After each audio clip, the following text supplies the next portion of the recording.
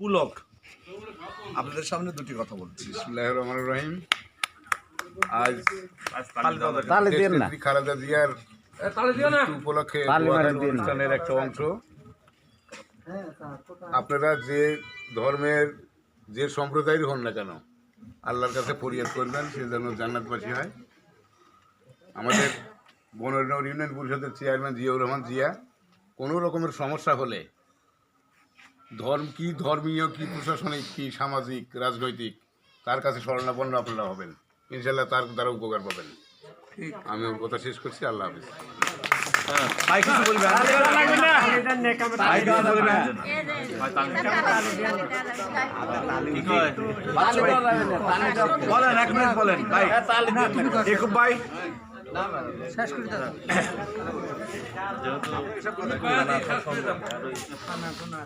বিসমিল্লাহির রহমানির রহিম।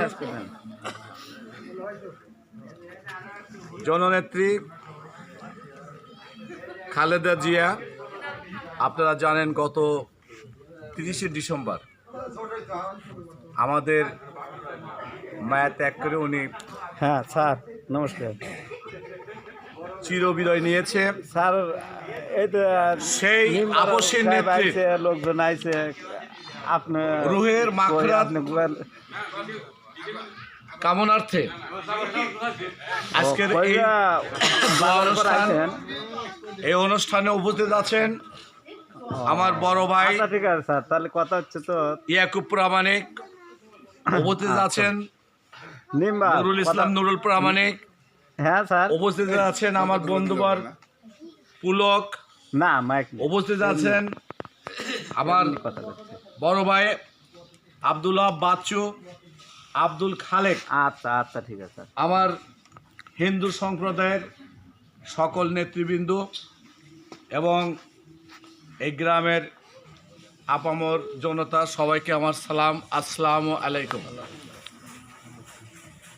আসলে এখানে বক্তব্য দেওয়ার জন্য দাঁড়াইছি শুধু দুটি কথা বলার জন্য। সেটা হলো, আপনারা জানেন গত 30শে ডিসেম্বর বেগম খালেদা জিয়া আমাদের মায়া ত্যাগ করে চিরবিদায় নিয়েছে। তার সৌজন্যে সারা দেশব্যাপী পর্যায়ক্রমে দোয়া অনুষ্ঠান উদযাপিত হচ্ছে। এখানে যারা উপস্থিত আছেন, আমার জানা মতে 90% এখানে সনাতন ধর্মাবলম্বী, অর্থাৎ হিন্দু সম্প্রদায়। আমি শুধু আপনাদের উদ্দেশ্যে একটি কথা খালি বলে যাচ্ছি, সেটা হলো যে আগামী 12ই ফেব্রুয়ারি জাতীয় নির্বাচন।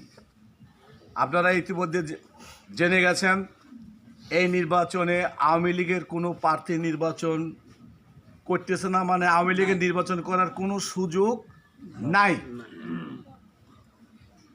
এমন একটা নির্বাচন আগামী 12ই ফেব্রুয়ারি অনুষ্ঠিত হতে যাচ্ছে। সেই নির্বাচন কেন্দ্রিক অনেক বিভ্রান্তিমূলক কথাবার্তা হচ্ছে। তার মধ্যে অন্যতম হলো ভয় ভীতি। তা আমি আপনাদের উদ্দেশ্যে শুধু একটি কথা বলতে চাই,